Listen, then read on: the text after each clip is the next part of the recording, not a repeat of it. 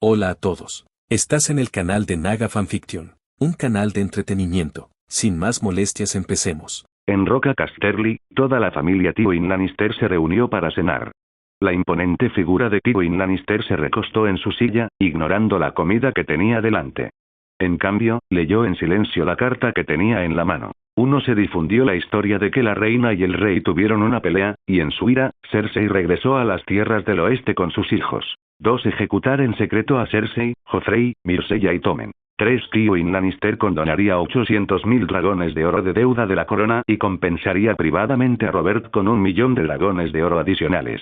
4. Entregar a Gregor Clegane, la montaña. El mensaje de desembarco del rey era claro. Los confidentes de Cersei en la Fortaleza Roja ya habían sido ejecutados en secreto por orden de Roberts. Cuando algunos intentaron huir a Rocadragón, los testigos informaron que Wright había abordado solo el barco de un contrabandista. Después de eso, los aliados de Cersei nunca volvieron a ser vistos, y nadie en Rocadragón admitió haberlos visto. Fue la advertencia, no tan sutil, de Robert a Tywin. Entregar la montaña es manejable, reflexionó Tywin. Amor y Lorch escapó esta vez, en gran parte porque su notoriedad no está a la altura de la montaña. Pero fueron los habitantes de las tierras del oeste quienes difundieron las historias de las hazañas de Gregor. Quieren que Dorne se encargue de él, usando este suceso como excusa. Perder un perro es tolerable. Se puede entrenar a otro para que lo reemplace. Pero hay que ocuparse de esos alborotadores de Westerland. Amor y Lorch se encargará de erradicarlos. El verdadero problema reside en el segundo punto. Tywin miró brevemente a sus hijos. Renly sigue en Lannisport, esperando. Si no ejecuto a los 4, Wright vendrá a Roca Casterly en persona. Sería un desastre. Podría arruinar el castillo. Y si me demoro, Robert también marchará con su ejército aquí. Los dedos de Tywin recorrieron distraídamente la superficie ennegrecida de su reloj de bolsillo, mientras su pulgar rozaba el relieve del león grabado. Al otro lado de la mesa, Jaime y Tyrion comían en silencio, con cuidado de no interrumpir los pensamientos de su padre. Cersei se sentó junto a Myrcella y Tommen, ayudándolos a comer en ausencia de su criada habitual. El comedor estaba extrañamente silencioso, interrumpido únicamente por el tic-tac del reloj y el suave tintineo de los cubiertos. ¿Cuándo volvemos a desembarco del rey? Joffrey rompió el silencio. El chico odiaba la quietud. La fría mirada de Tywin se dirigió a su nieto de cabello dorado y sus ojos verdes se entrecerraron. Al observar la expresión de su padre, Tyrion pensó. Si el tío Kevan estuviera aquí, sin duda, bueno, no importa. Kevan y su familia están convenientemente demasiado ocupados hospedando a Renly en Lannisport como para venir a Roca Casterly y encargarse de este desastre. Imperturbable ante la falta de respuesta, Joffrey continuó. Los pueblos pesqueros cerca del puerto apestan a pescado cada vez que regresan los barcos. El aire aquí es repugnante. Tywin apoyó la mano en el reposabrazos de su silla, con sus penetrantes ojos verdes fijos en Joffrey sin pestañear. Sus pupilas se habían contraído hasta convertirse en pequeños puntos. Intervino Jaime. ¿Ves? Sonrió Joffrey con suficiencia. Ni siquiera el tío Jaime soporta el hedor. ¿Y en esto se ha convertido la Guardia Real? Cersei, sin dejar de alimentar a Tommen, sonrió con frialdad, completamente indiferente a la tensión en la mesa. Tywin seguía mirando a Joffrey con furia, con las venas de sus ojos visiblemente rojas. Tyrion, percibiendo la creciente tormenta, se levantó rápidamente y agarró a Joffrey por el brazo, intentando llevárselo. Joffrey forcejeó y gritó. «Suéltame, miserable enano. Quítame las manos de encima, monstruo». Tywin agarró el plato que tenía delante y lo arrojó con tanta fuerza que se estrelló contra la cabeza de Jaime antes de irse furioso con la carta en la mano. 2 guardias entraron en la habitación, agarraron a Joffrey por los brazos y lo sacaron arrastrándolo. ¿Cómo se atreven, inmundos soldados, a tocarme? Soy un príncipe. Mi padre es el rey, y les cortaré la cabeza por esto. Una vez que la conmoción se trasladó a un rincón lejano del castillo, Tyrion suspiró. ¿Cuánto tiempo puede durar esta locura? Siento que me estoy volviendo loco. ¿Qué opción nos queda ahora? Respondió Jaime con amargura mientras recogía fragmentos del plato roto de su ropa y los colocaba con cuidado sobre la mesa. Casi empiezas una guerra. ¿Alguno de ustedes ha considerado siquiera cómo se siente papá al respecto? Aunque furioso, el tono de Tyrion permaneció tranquilo. Querida hermana, todavía no entiendo cómo Robert los pilló a ambos con las manos en la masa. Y, para colmo, tuvieron la audacia de confesarse delante de él y sus hermanos. ¿En qué estaban pensando? Todo esto es culpa de esos dos bastardos, Uric y Renly. Rugió Cersei. Tyrion, poco impresionado por su arrebato, se volvió hacia Jaime. La cancelación de la deuda y la compensación ascienden a un total de 1.000.000 de dragones de oro. A mi padre se le está cayendo el pelo por culpa de ello. No es tan grave, respondió Jaime, sin dejar de arrancarse trozos de porcelana de la ropa. La sangre le corría por la sien donde el plato lo había cortado, pero la ignoró. He visto las cuentas. Pagarlo a lo largo de los años es factible. No es tan grave, dame ese dinero para encontrar mujeres y crearé un ejército capaz de conquistar todo Poniente. Incapaz de soportar más la tensión, Tyrion se marchó furioso a sus aposentos. En Desembarco del Rey, en una esquina de las ruinas de Pozo Dragón, se alzaba un edificio de 3 pisos construido con piedra recuperada. Los escombros habían sido retirados hacía tiempo, y los muros del patio exterior brillaban intermitentemente con coloridos patrones mágicos. Los muros no tenían puertas, ni guardias apostados. Todos en Desembarco del Rey sabían que esta era la Academia Mágica fundada por Uric, el archimago del reino. Un folleto, junto con tinta y plumas, reposaba sobre una mesa bajo el alero del edificio. Un cartel, clavado en la pared del patio, invitaba a cualquiera, sin importar su estatus, a escribir su nombre en el folleto para ser aceptado como estudiante de la Academia Mágica. Algunos buscaban entrar para congraciarse con Uric y Renly. Otros se creían extraordinariamente dotados y deseaban aprender magia. Pero cualquiera que se acercara a las puertas pronto se veía atrapado en una ilusión. Al recobrar el sentido, habían sido transportados de vuelta a la base del Pozo del Dragón. Escalar los muros era imposible. Todos recordaban el cadáver carbonizado que había sido alcanzado por un rayo y ardido durante días hacía 2 años. Como resultado, tanto los nobles como los plebeyos simplemente observaban la academia desde la distancia o hacían apuestas sobre cuántas almas desafortunadas tropezarían con Dragonpite ese día, y qué marcas ridículas podría haber pintado en sus rostros la pequeña niña dentro de la academia. En el patio trasero de la academia, Uric yacía en una mecedora debajo de la pérgola, aparentemente leyendo un libro pero en realidad revisando su panel de atributos. Nombre: Uric Baratheon. Edad: 16. Atributos: promedio para un adulto: 100. Salud: 550. Magia: 2100. Resistencia: 900. Habilidades físicas: nivel máximo: 100. Armas de una mano: 85. Armas de 2 manos: 85. Bloqueo: 56. Tiro con arco: 62. Armadura ligera: 42. Armadura pesada: 15. Habilidades mágicas: destrucción: 70. Experto. Restauración: 60. Experto. Alteración: 60. Experto. Conjuración: 60. Intermedio. Ilusión: 60. Intermedio. Alquimia: 21. Encantamiento: 18. Bonificación de habilidad más 3, habilidades para la vida. Discurso: 100. Forzar cerraduras: 40. Hurto de carteras: 40. Furtivo: 40. Herrería: 80. Puntos gratis: 0. Prendas: espacio para artículos rotos. Afinidad mágica: habilidades de Dragonborn.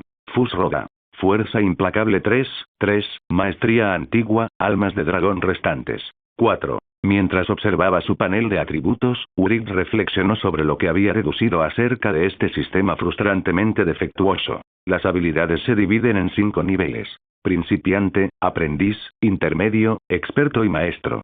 Progresar requiere estudio y práctica.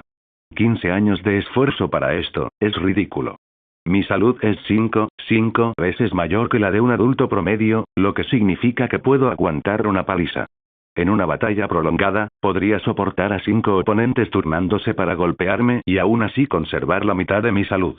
Ni siquiera un corazón perforado significaría una muerte inmediata. Las extremidades amputadas sangran menos, y con magia de restauración de nivel intermedio, puedo recomponerlas. Sin embargo, no me atrevería a probar la decapitación. La resistencia me permite mantener el esfuerzo físico durante mucho más tiempo. Podría hacer correr a un grupo de personas hasta la muerte en una maratón. La combinación de salud y resistencia me otorga una fuerza 7 veces superior a la de un adulto promedio. Lo comprobé mediante pruebas de levantamiento de pesas. En cuanto a ser un sangre de dragón, los gritos de 3 almas de dragón tienen una fuerza similar a la de sus contrapartes del juego. Sin embargo, al estudiar e investigar las runas dracónicas, su poder puede aumentar significativamente, alcanzando el nivel de la antigua maestría descrita en la historia, rivalizando con el poder del antiguo sangre de dragón. Qyburn. ¿No puedes elegir otro? El cadáver de ese pollo lleva aquí 2 semanas, y el hedor invade toda la casa. La voz de Malora interrumpió el hilo de pensamientos de Wurix. Qyburn estaba realizando un hechizo de reanimación de cadáveres en un pequeño pollo.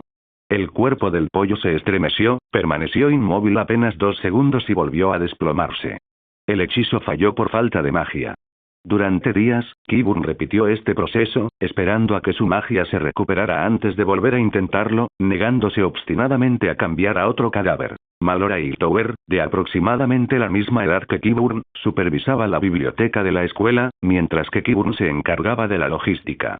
Con su talento natural para la magia de ilusión y su amor por los libros, Malora solía reprender a Qyburn por sus hábitos sucios. Ella había crecido en una casa noble y era muy cuidadosa con la limpieza, mientras que los experimentos de Qyburn lo dejaban siempre desaliñado. Cerca de allí, Tienesand practicaba magia curativa básica con un pollo desplumado. Lo ató, le hizo pequeños cortes con un cuchillo y lanzó un hechizo de curación.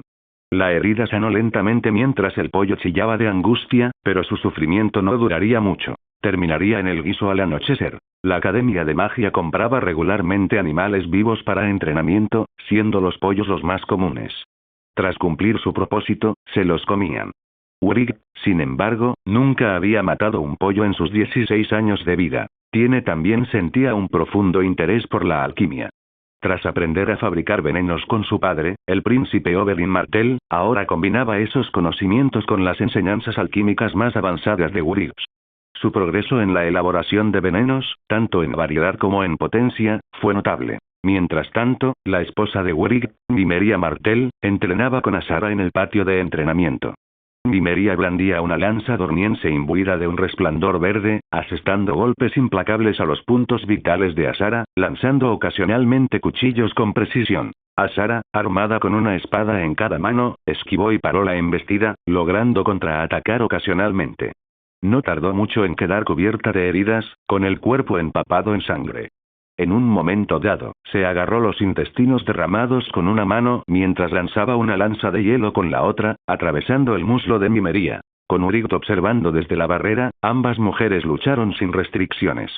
Mientras no les cortaran la cabeza, él podría sanarlas. Nymeria, carente de talento mágico, se centró exclusivamente en perfeccionar sus habilidades marciales.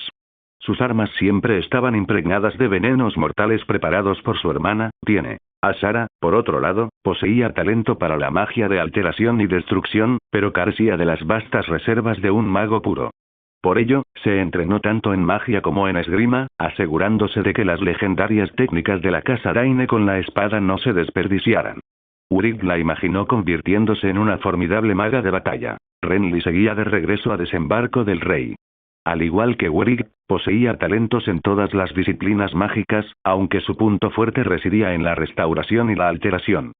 Sin embargo, los niveles de talento variaban, lo que determinaba su potencial máximo. Las futuras habilidades de Renly en restauración y alteración podrían alcanzar la cima, mientras que las otras 3 escuelas de magia se limitarían a un nivel intermedio. Para compensar sus limitaciones, Renly se centró en perfeccionar técnicas y explorar aplicaciones innovadoras de la magia. Como hermano gemelo de Wurix, era considerado uno de los magos más dotados entre los humanos normales de este mundo. Toros, talentoso tanto en magia de destrucción como de restauración, había salido a buscar suministros.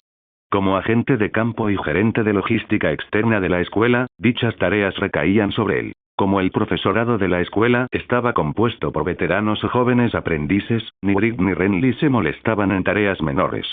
Del resto del personal, las 2 mujeres estaban ocupadas con sus propias tareas, dejando a Toros a cargo de estas responsabilidades. No es que le importara. Sus antiguos compañeros mercenarios, deseosos de congraciarse con un miembro de la escuela de magia, a menudo se encargaban de la mayoría de los recados. La academia ahora operaba basándose en el marco mágico que Wurix había traído de su sistema de juego. Combinado con la exploración personal y elementos de otras tradiciones, como las enseñanzas de Toros de la Ferrior, creó un sistema único y cohesivo. Si bien los principios fundamentales eran consistentes, cada individuo desarrolló su propio estilo mágico distintivo. Urig sintió la vibración de la barrera mágica. Alguien había entrado a la escuela usando una ficha autorizada. El visitante no era otro que la araña, Varys. Urig lo condujo al salón de recepciones, seguido en silencio por el eunuco. Varys, vestido con opulentas túnicas y perfumado con aceites esenciales, se movía en silencio. Lord Urig, debo disculparme profundamente. Uno de mis pajarillos sintió una curiosidad excesiva por la Academia de Magia ayer y me robó mi ficha para intentar entrar, comenzó Varys con tono arrepentido. Sus pajarillos, huérfanos a los que entrenó personalmente para recopilar información, eran bien conocidos en todo el reino. De hecho, uno había sido aprehendido mientras intentaba colarse en la escuela. Varys extendió la mano, revelando un pequeño cubo de acero valirio. Una ficha que Urig había diseñado deliberadamente en forma de dado. No era por seguridad, sino simplemente porque fabricar un cubo era la opción más sencilla, y grabar puntos numéricos le divertía. ¿Pensabas que tener una ficha te daría acceso sin restricciones a la escuela? Preguntó Urig con la mirada fija. ¿Aún recuerdas los términos de nuestro acuerdo? Por supuesto, respondió Varys, con el sudor acumulándose en su frente empolvada y corriéndole el maquillaje cuidadosamente aplicado. Acordamos no espiarnos. Más allá de proporcionar información al rey y al consejo privado, cualquier intercambio privado de información entre nosotros es estrictamente quid pro quo. La mente de Varys rememoró una reunión del consejo privado años atrás, cuando Urig le había lanzado un hechizo de miedo. El hechizo desenterró sus secretos más recónditos, dejándole una huella imborrable. Investigaciones posteriores sobre Urig solo revelaron aún más su insondable poder. Encontrarse con Urig a solas siempre era como coquetear con la muerte, pero Varys sabía cómo desenvolverse en tales situaciones. La sumisión a la fuerza a menudo garantizaba la supervivencia. Ahórrame tus pretensiones y tus falsas interpretaciones, interrumpió Urig con frialdad. Ambos somos hombres inteligentes, pero déjame aclararte algo. Nuestro acuerdo existe no porque tema tus habilidades, sino porque sirven al reino, y no tengo ningún interés en malgastar energía en ti. Quizá creas que sabes algo de mí, pero nunca verás el panorama completo.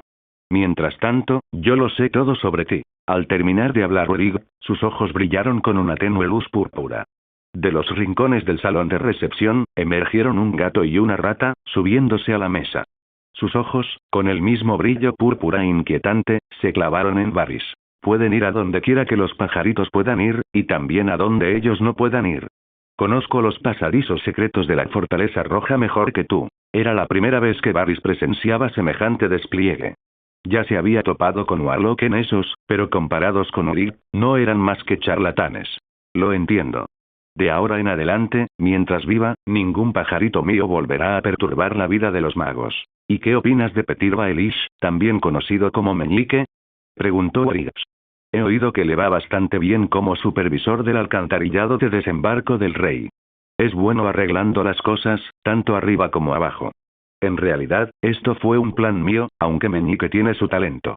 Con una mezcla de encanto y soborno, logró ascender de ser un humilde trabajador de las alcantarillas a ser el jefe de las alcantarillas de la ciudad. Varys captó de inmediato la implicación. Mis pajaritos necesitan información, y Lord Baelish, como supervisor de las alcantarillas, gestiona el subsuelo de la ciudad. Nuestra relación es de cooperación profesional. Bien, siempre que sea una cooperación profesional. Como compañeros sirvientes del reino, deberíamos trabajar juntos. No te despediré, pero haz bien tu trabajo como maestro de los susurradores. Y recuerda, es mejor que evites meterte en el mundo de los magos. Al menos soy razonable. Si te encuentras con otros, podrías perder la vida. Varys, captando la indirecta, hizo una reverencia y se dio la vuelta para marcharse. Pero antes de que pudiera llegar lejos, se detuvo y regresó. Lord Urig, en su viaje a esos, ¿podría ayudarme a localizar a cierto brujo? Mis pajarillos en esos podrían ayudarme a cambio. ¿Por qué no? Cuéntame más. Empezaste tu carrera en esos, y sin duda necesitaré tu información en este viaje. Urig asintió de inmediato. Varys le revelaba uno de sus secretos a Urig como parte del intercambio, una muestra temporal de su misión. Su red de pajarillos abarcaba Poniente y esos, y su habilidad para recopilar información era inigualable. Sin embargo, Varys era un maestro de la manipulación, siempre con múltiples vías de escape. El problema era que confiar únicamente en el conocimiento de su vida pasada tenía sus límites. Urik ya había alterado gran parte de la historia, y el futuro se estaba volviendo cada vez más impredecible. Existía el riesgo de actuar con información errónea, matar a los enemigos equivocados y ser engañado por los verdaderos. Hasta que surgiera un sustituto adecuado para Varys, necesitaba mantener al maestro espía cerca. Su poder mágico era demasiado valioso como para desperdiciarlo. Sin embargo, era necesario mantener a Varys bajo control e incentivarlo con intercambios justos. De lo contrario, vendería incluso el color de su ropa interior a otros solo por diversión. Unas semanas más tarde, Renly escoltó en secreto el primer pago de compensación y la montaña de regreso a desembarco del rey. Al mismo tiempo, una noticia impactante se extendió por todo el país. La reina y el rey discutieron y regresaron a Roca Casterly, donde ella tuvo otra acalorada discusión con su padre, Tywin Lannister. Abrumada por el dolor, Cersei empujó a los 3 príncipes y princesas por un acantilado de cientos de metros de altura cerca de Roca Casterly, y luego los siguió, saltando ella misma al mar. Los pescadores de Lannisport descubrieron los 4 cuerpos. Dado que se habían hinchado y estaban gravemente dañados, Tywin ordenó que los incineraran en el puerto y luego se encerró en Roca Casterly con sus 2 hijos. Urykt acompañó a Nymeria y tiene a las mazmorras de la Fortaleza Roja para confirmar la montaña. Renly se encontraba en la puerta de la mazmorra, detrás de él estaba su asistente Loras Tyrell. La mazmorra ya estaba iluminada por el hechizo de luz mágica que Renly había lanzado. Nymeria lo observaba con atención. Basándome en la información, el tamaño y la apariencia, este es Gregor Clegane, la montaña. Urykt dijo. Lo he visto antes en Roca Casterly. Es él. La montaña estaba sentado en el suelo, con los brazos y las piernas encadenados por cadenas de hierro fijadas a la pared, y parecía como si estuviera al borde de la muerte. Tiene notó que algo andaba mal con la montaña. Al verlo inmóvil en el suelo, se acercó para observarlo, temiendo que muriera camino a Dorne, y decidió probar un hechizo de curación. La montaña alzó la vista y vio acercarse a una frágil mujer rubia. A juzgar por su atuendo y su conexión con Urykt, parecía ser de noble cuna. De repente, se abalanzó sobre Tiene con ambas manos. ¡Ah! Gritó Tiene de miedo, soltando una bocanada de humo azul por la boca y luego retrocedió. La montaña, al ver el humo, contuvo la respiración. Sus brazos extendidos hicieron contacto con el humo, y al instante, sintió que la fuerza le abandonaba las manos. Las cadenas de hierro que lo sujetaban a la pared no se rompieron. Nymeria gritó. No toques a mi mujer. Rápidamente dio un paso adelante y pateó a la montaña en la parte posterior de la rodilla. La montaña cayó sobre una rodilla, y Nymeria sacó un cuchillo corto de su cintura, cortándole la mano. Con ambas manos encadenadas y sin fuerza para esquivar, ambas palmas quedaron cercenadas y cayeron al suelo. Urykt y Renly permanecieron inmóviles, sin percibir ningún peligro real. Incluso si la montaña hubiera agarrado a Tiene, ambos podrían haberlo matado sin hacerle daño. La montaña apretó los dientes de dolor, pero permaneció en silencio.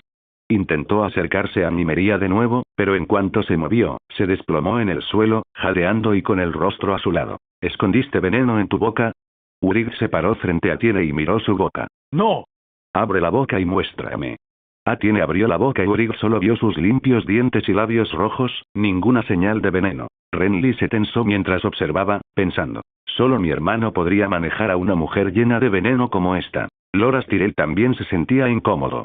La gente era indiferente a las extremidades amputadas y al derramamiento de sangre, pero la idea de que esta mujer escondiera veneno por todo el cuerpo le ponía los pelos de punta. Nymeria se acercó y dijo. Vámonos. Este veneno no lo matará. Mañana le escribiré una carta al príncipe Doran y le pediré que envíe a alguien para que escolte a la montaña de regreso a Dorne para el juicio. Que el príncipe Doran envíe un barco a Bastión de Tormentas, sugirió Renly. Podemos enviar a la montaña primero, así ahorraremos tiempo. Al salir de la mazmorra, Renly ya había organizado el viaje de la montaña. Nadie prestó atención a la montaña, que seguía convulsionando en la mazmorra. Para evitar que la montaña revelara la vergonzosa historia de su venta por Tywin, ya le habían cortado la lengua. Renly había estado pensando cómo impedir que la montaña escribiera, pero con Nymeria cortándole las manos y el veneno paralizándolo, las cosas eran mucho más fáciles ahora. Nymeria y Tiene fueron a la escuela de magia para escribir la carta al príncipe Doran en Dorne. Urykt y Renly se quedaron en la mazmorra de la Fortaleza Roja, hablando cerca de donde se guardaban los caños de dragón. Uno de ellos lanzó un hechizo de luz mágica y el otro, uno de silencio. Se coordinaron sin esfuerzo. ¿De verdad Tywin los ejecutó a los 4? Preguntó Briggs. Estuve allí mismo cuando incineraron los cuerpos en Lannisports. ¿Confirmaste que eran Cersei y los 3 niños? Renly reflexionó un momento. Todos tenían el pelo dorado, y su estatura era la misma que la de Cersei y los 3 niños. Sus rostros también eran similares, pero cuando los cuerpos fueron sacados del mar, estaban hinchados y devorados por los peces. Solo fue posible reconocerlos vagamente. Después de eso, Tywin incineró los cuerpos en el puerto, y las cenizas ahora están en la tumba de la familia Lannister en Roca Casterly. ¿Los viste saltar al mar? Preguntó Brick de nuevo. Renly se dio cuenta de algo. No lo sabía. Tenía gente de la casa Lannister conmigo, y solo nos enteramos cuando los pescadores encontraron los cuerpos. ¿Podría haber algún problema? Sin duda hay un problema. ¿Crees que Cersei se habría suicidado, dada su personalidad? Preguntó Brick, con su experiencia de 2 vidas, mientras que Renly, con solo 16 años y al abrigo de demasiadas intrigas, aún no había comprendido las implicaciones. Y la mayoría de la gente de las tierras del oeste tiene el pelo dorado. A Tywin le resultaría fácil encontrar a 4 personas con complexiones similares. Si de verdad estuvieran muertos, habría exterminado a sus familias, y no tendríamos forma de investigar más. Entonces, ¿esos 4 no murieron? Preguntó Renly con voz llena de pánico. Brick lo consoló. Al menos, oficialmente, los 4 están muertos. De ahora en adelante, tendrán que vivir con nuevos nombres. No podemos encontrar ninguna prueba ahora. Los cuerpos fueron quemados y las familias de los 4 nunca serán encontradas. La casa Lannister nunca lo admitirá. Poniente era tan grande como la actual Sudamérica. Si Cersei y los demás tuvieran magia, sería más fácil. Brick podía sentirla a pocos cientos de metros, y habría una pequeña posibilidad de encontrarlos. Pero estos 4 eran gente común y corriente, y no había forma de detectarlos. Encontrarlos sería como buscar una aguja en un pajar. Ni siquiera los magos eran omnipotentes. Ya está hecho. Déjalo ir. No te culpes. Con la mentalidad de Cersei, de todos modos no habría podido criar a esos niños para que fuera nada extraordinario, dijo Brick mientras él y Renly salían de la mazmorra. Ambos se preparaban para su viaje y los preparativos de la escuela. El viaje de Brick comenzaría con un viaje en barco desde Desembarco del Rey, rumbo al norte, hasta Puerto Blanco.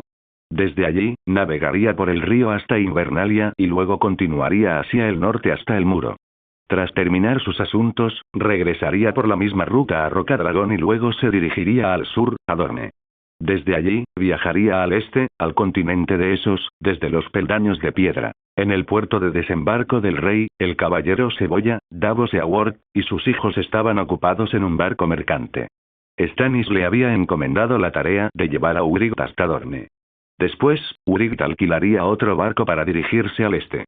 También había varios abrigos de piel, guantes, sombreros y otros artículos enviados por Robert, que debían cargarse en el barco. El viaje lo harían Uhtred, su esposa Nymeria y Tiene.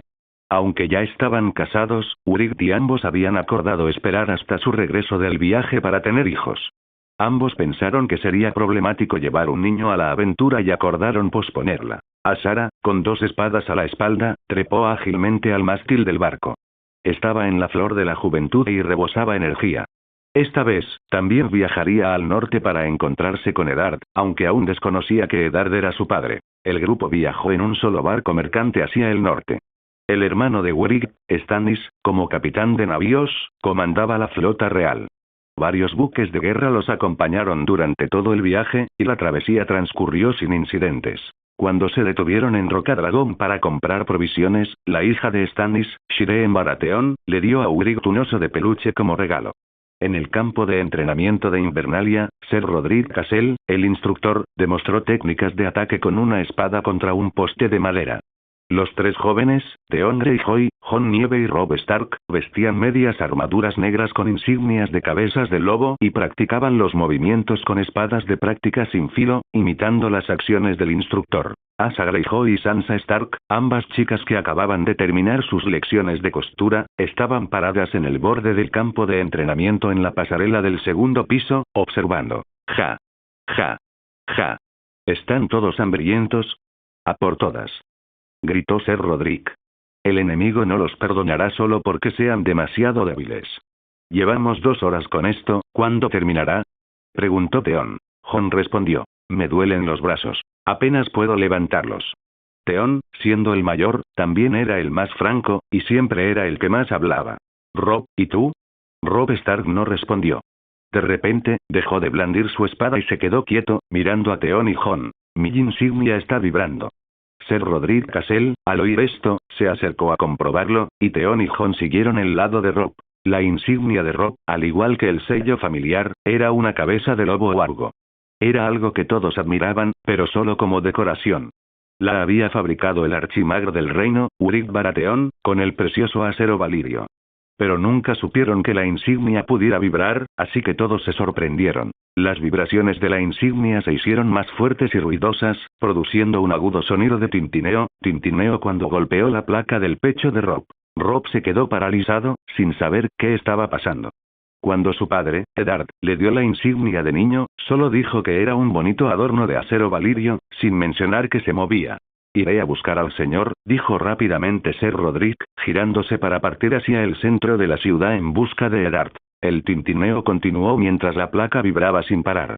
Robb extendió la mano para agarrar la placa gris negruzca con forma de cabeza de lobo.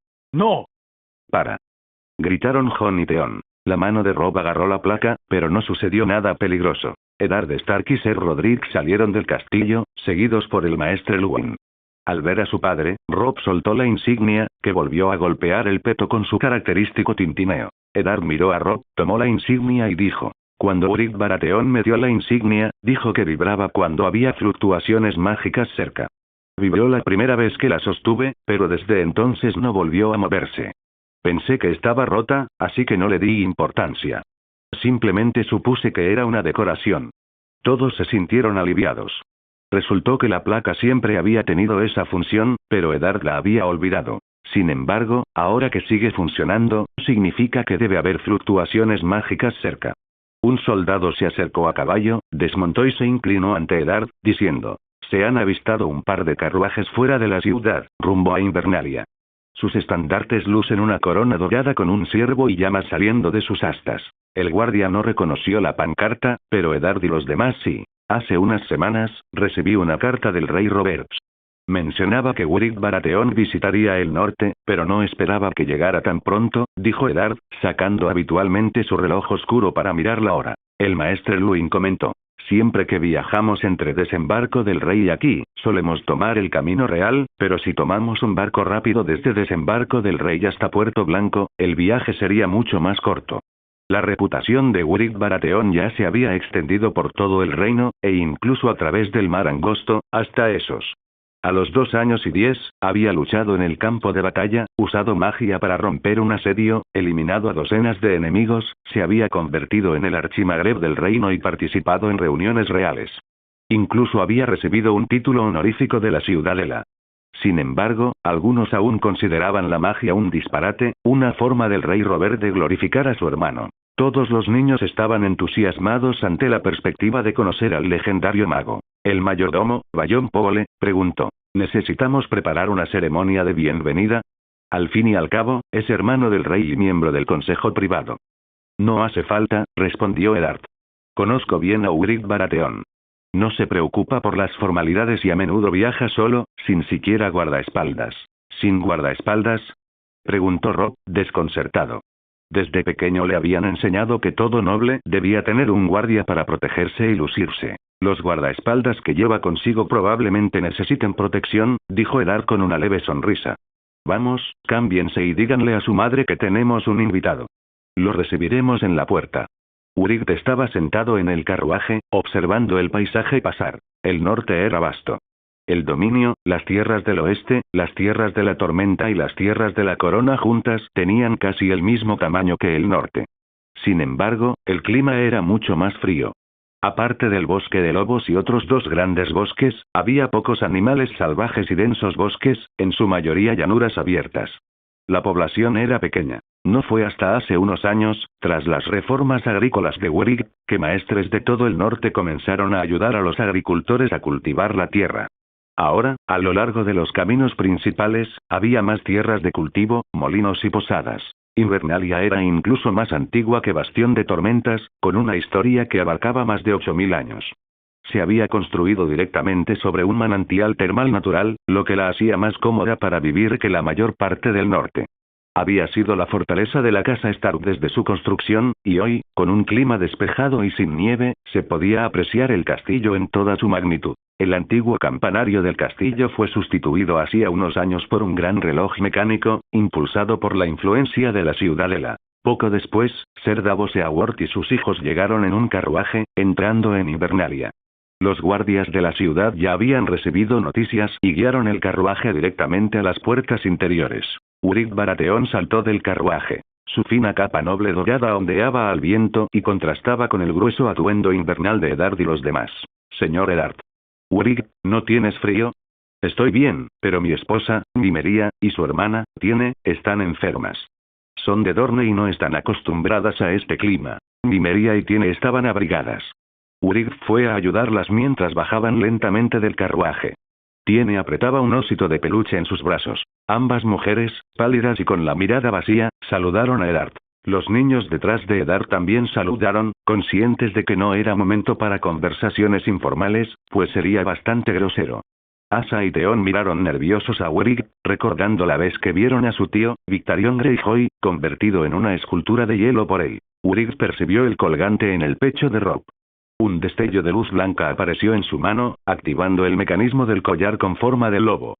La cabeza del lobo emitió un destello de luz blanca y dejó de vibrar. El grupo comprendió entonces que fue Urik quien había apagado la vibración del collar, no que éste se había roto. Este es Ser Davos Seaworth, el caballero Cebolla, y sus hijos. Mi hermano, Stannis, los asignó específicamente para que se encargaran de mi viaje. Davos, junto con sus hijos, se inclinó ante Eddard. Ambos nunca se habían visto durante la rebelión de Robert, pues se habían extrañado constantemente, pero habían luchado juntos en la guerra contra los Greyjoy e intercambiado saludos. Al principio, Eddard asumió que los hombres eran simplemente conductores contratados por Urik, principalmente por la apariencia sencilla de Davos, su complexión delgada y su grueso abrigo de invierno y sombrero que lo hacían difícil de reconocer. Era un rasgo común en los contrabandistas, un rostro común. Azara saltó del carruaje con una alegre ola, aún llena de energía a pesar de ser dorniense, probablemente influenciada por su linaje Stark. Iba envuelta en una capa de piel negra y llevaba un gorro de piel blanca, con aspecto de bulto, con solo su cabello negro y las empuñaduras de dos espadas visibles tras su cuello. Este es mi aprendiz de mago, Azara, presentó Urik, principalmente a Eddard. Asa saludó al grupo, y Eddard se quedó momentáneamente sin palabras, sin saber cómo responder. Urik lo instó sutilmente con pequeños gestos. Entremos a calentarnos. Mi esposa, Catelyn Tully, está haciendo que los sirvientes preparen la cena, dijo Eddard, un poco nervioso. Rápidamente les indicó a los guardias que trajeran pan rallado y sal fina. Hola a todos, este fanfic lo estás escuchando en el canal de Naga Fanfiction, dale like y suscríbete, me haría muy feliz, bueno los dejo seguir escuchando. Se celebraba un pequeño banquete en el castillo, al que solo asistieron Eddard Stark, Urik, Davos, sus familias y algunos de los consejeros más cercanos de Eddard. La mesa estaba repleta de pan, pescado frito, carne asada, verduras y hortalizas recién encurtidas. Urik estaba discutiendo el propósito de su visita con Eddard. Robert me pidió que le diera sus saludos, comenzó Urik, arrastrando las palabras después de unas copas. Aunque rara vez bebía debido a su poca tolerancia, Eddard había insistido. Urik tipó antes de continuar. Robert también quiere que visite la tumba de Lyanna por él. Vámonos después de cenar, respondió Eddard, comprendiendo que la visita de Urik seguramente implicaba algo más que esta simple tarea. Tales asuntos debían discutirse en privado, y la cripta familiar bajo Invernalia era el lugar perfecto para el secreto. Urik sacó una pequeña botella de vidrio de sus pertenencias, roció un poco de polvo sobre su pescado frito, le dio un mordisco y luego le pasó la botella a Eddard. Pimienta dragón de Dorne. Tiene un aroma y un picante únicos que te hacen sudar la gota gorda. Pruébala. Eddard tomó la botella e imitó a Urik, rociando un poco sobre su propio pescado antes de darle un mordisco. El intenso picante y el sabor distintivo eran muy superiores al típico condimento de jugo de limón y sal. En cuestión de segundos, la cara de Eddard se puso roja y el sudor comenzó a perlarse en su frente. ¡Fantástico! Es caro. Consígueme más. Dijo Eddard con entusiasmo. Una botella de pimienta de dragón en polvo es un poco cara, pero como solo se usa una pequeña cantidad cada vez, no está tan mal. Las versiones de menor calidad son incluso más baratas y asequibles para la gente común de Dorne. También tengo algunas otras especias para que pruebes, respondió Urig, sacando varias botellas pequeñas más. El polvo de pimienta de dragón debe mantenerse seco, por lo que el precio incluye la botella. Sin embargo, las botellas se pueden devolver para obtener un reembolso. Nymeria puede hablar sobre los detalles con usted. A medida que el auge agrícola en Poniente permitía a la gente comer hasta saciarse, la demanda de alimentos más sabrosos había aumentado. Las especias se habían convertido en un negocio floreciente. Urig logró llegar a un acuerdo con Eddard, asegurando la participación de la familia Stark en el comercio de especias dornienses. Mientras tanto, Catelyn Tully estaba charlando con Nymeria y Tiene, aferrado a un oso de peluche, se apoyó débilmente en Nymeria. Es mi primera vez en el norte y me siento fatal.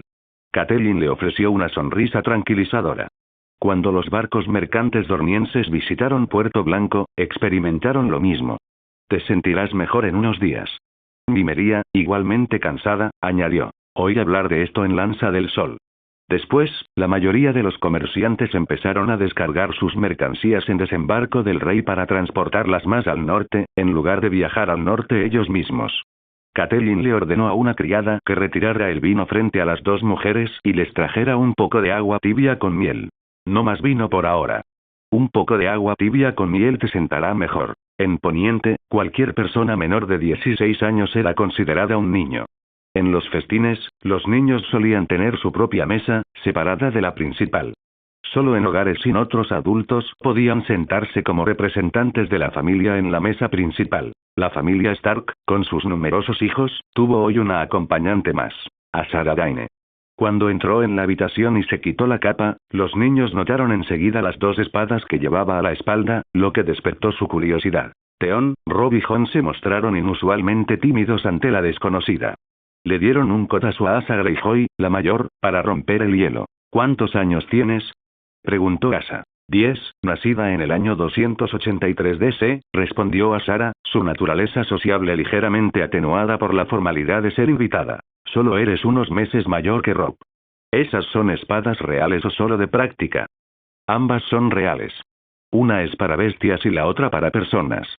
Azara se animó al oír la pregunta y se dirigió a la puerta para recuperar las espadas del estante. Regresó y las arrojó sobre la mesa antes de sacar una para exhibirla. Esta es para bestias. Son más grandes y no llevan armadura, así que la hoja tiene una punta más acanalada y púas en un lado. Esta es para personas. Es más gruesa y menos propensa a romperse. Pero cualquiera de las dos puede matar a un hombre, explicó, y luego agarró un trozo de carne asada y le dio un mordisco. Los niños estaban fascinados, recogiendo las espadas para examinarlas. Incluso Sansa se acercó, intrigada. Al ver que Azara no era mucho mayor que ella, pero que ya blandía espadas mientras se pasaba el día bordando, preguntó tímidamente, ¿alguna vez has peleado con alguien? Con la boca llena, Azara asintió. Sí. Los chicos se burlaban y se burlaban, dudando que una niña que celebraba el 10º santo hubiera peleado con alguien. Incluso sugirieron reunirse en el campo de entrenamiento al día siguiente para probar sus habilidades. El intercambio rompió el hielo rápidamente y el grupo se hizo más unido. Después de cenar, Urig siguió a Eddard a las oscuras criptas. Unos orbes mágicos de luz se proyectaron hacia las paredes, iluminando la tumba subterránea con la intensidad del día por primera vez. De pie ante la estatua de Lyanna Stark, Urig transmitió el mensaje de Roberts. Luego se volvió hacia Eddard. Vine por 3 razones. La primera tiene que ver con Azara Dayne. Ella aún no sabe que eres su padre. ¿Cuál es tu plan? Eddard pensó un momento. Se lo diré yo mismo mañana. Déjame hablar con ella primero. Desde pequeña sabe que yo sabía quién era su padre. ¿Pero qué hay de Catelyn? ¿Cómo se lo explicarás? Urig sospechó la respuesta de Eddard, pues conocía su carácter. La verdad, respondió Eddard. Como se esperaba. Una sola mentira genera innumerables mentiras. La situación actual se debe a la guerra, y creo que Catelyn lo entenderá, dijo Eddard con calma, como si hubiera estado preparado para este momento. El segundo asunto concierne a Asa y Theon Greyjoy. El rostro de Eddard se tensó por la sorpresa. Robert los indultó hace años. ¿Por qué sacar esto a colación ahora? No lo entiendes. Los Greyjoy perdieron sus títulos nobiliarios hace mucho tiempo. Aunque los has tratado como si fueran tuyos, ¿qué pasa cuando crecen? ¿Los hijos de una gran casa noble seguirían siendo plebeyos por voluntad propia? Esta situación se relaciona con otro par de hermanos. Eddard frunció el ceño. ¿Qué tiene planeado Robert? Deberías empezar por entrenar rigurosamente a los hermanos Greyjoy. Cuando Robert mostró misericordia, 2 niños Targaryen escaparon a esos. Recientemente, Robert preguntó por ellos, y Varys informó que en esos, la gente ha empezado a referirse a ellos abiertamente como el príncipe Viserys y la princesa Daenerys. Estos dos están creciendo y se están convirtiendo en variables impredecibles. Una de mis misiones en esos es investigar su situación. Si representan una amenaza, los eliminaré. Si no, Robert los dejará vivir en paz. Pero el peligro reside en que alguien provoque problemas o los incite. Necesitamos gente cercana a ellos, y los hermanos Greyjoy, cuya familia casi fue exterminada por orden de Robert, son candidatos perfectos. Sus antecedentes no levantarán sospechas fácilmente. ¿Cómo procedemos? Asintió Eddard. Él y Robert habían sido indulgentes en el pasado, sin insistir en los niños. Pero ahora eran adultos, y Eddard no dudó en tomar medidas más severas. Hablaré con Asa y Theon mañana. Deben participar voluntariamente en esta misión para que tenga éxito. Aunque Wright habló con convicción, sus verdaderos pensamientos estaban en otra parte. Jorah Mormont, que ya no está exiliado por el contrabando, se ha establecido en la isla del oso con sus 2 hijos. Nunca conocerá a Daenerys. Eso significa que debo asegurarme de que alguien la proteja, al menos hasta que incube a sus dragones. Después, me encargaré de los dragones. Aunque tenga que matarlos, sus almas y su carne serán invaluables. En cuanto a Daenerys, su vida o muerte dependerá de las circunstancias. En cuanto a Viserys, no tengo miedo de su llamada ira del dragón dormido. Si Asa y Theon están de acuerdo, me encargaré de su entrenamiento. Ahora, ¿cuál es el último asunto? Eddard se preparó. Los asuntos anteriores ya habían sido bastante difíciles. Sospechaba que el último exigiría sangre. Necesito tu ayuda para encontrar a un chico llamado Jochen Reed. Una vez que lo encuentres, dale esto y envíalo a la escuela de magia de desembarco del rey. Wright le entregó a Eddard un dado de acero valirio, una ficha de admisión a la academia. ¿Eso es todo? Eso es. Es del norte. Es justo que recurra a ti, el guardián del norte, en lugar de buscarlo directamente. Además, su padre, Ouland Reed, es amigo tuyo. Wright evitó deliberadamente mencionar la Torre de la Alegría. Eddard arqueó una ceja. Para la mayoría, es imposible entrar en tu academia. Ni siquiera conoces al hijo de Ouland Reed, y aún así lo admiten sin problema. Sí. Wright no ofreció más explicaciones. Wright condujo a los hermanos Greyjoy, Asa y Theon, a la cripta subterránea. Caminando delante con 3 llamas giratorias a su alrededor, la imponente presencia de Wright solo acentuó su inquietud. El recuerdo del rey asaltando su hogar y ejecutando a su familia aún estaba fresco. Después de todo, este era el hermano menor del rey, el mismo hombre que había congelado a su tío en una escultura de hielo. Cuanto más se adentraban, más oscuro se volvía. Asa agarró con fuerza la mano temblorosa de Theon y armó valor. Lord Wright, ¿qué quiere de nosotros al traernos aquí? No hay por qué temer. El rey los perdonó a ambos hace mucho tiempo. Los he traído aquí para hablar de algo en privado. Por favor, hable, mi señor. Asa se preparó para la pelea, lista para defender a su hermano si llegaba el momento. Wright sonrió, proyectando unas luces mágicas sobre las paredes de la cripta. Al instante, la habitación se iluminó como si fuera de día. La oscuridad genera miedo. Ahora que hay luz, puedes dejar de lado tus preocupaciones. Lo que estamos discutiendo es un asunto serio. Con la habitación iluminada, su miedo se alivió un poco. El antiguo linaje Greyjoy ha desaparecido, continuó Wright. Las tierras que una vez fueron vuestras ahora pertenecen a otros. Los rostros de los hermanos se oscurecieron al recordar la caída de su familia. La bandera Kraken nunca volverá a ondear. Mírense. Vestidos con pesados atuendos norteños forrados de piel. Son indistinguibles de cualquier otro norteño. ¿Es esto lo que quieren? ¿Seguir siendo adoptados en la casa Stark para siempre? Los hermanos miraron su ropa negra de invierno. De hecho, ya no se parecían en nada a los hijos del hierro. Puede que Eddard Stark os trate como a uno de los suyos, dijo Wright, pero debéis forjar vuestro propio camino. Alcanzad la grandeza, y nuevas tierras, castillos y vasallos serán vuestros. ¿Queréis convertiros en los fundadores de un nuevo linaje Greyjoy, los primeros señores de una casa restaurada?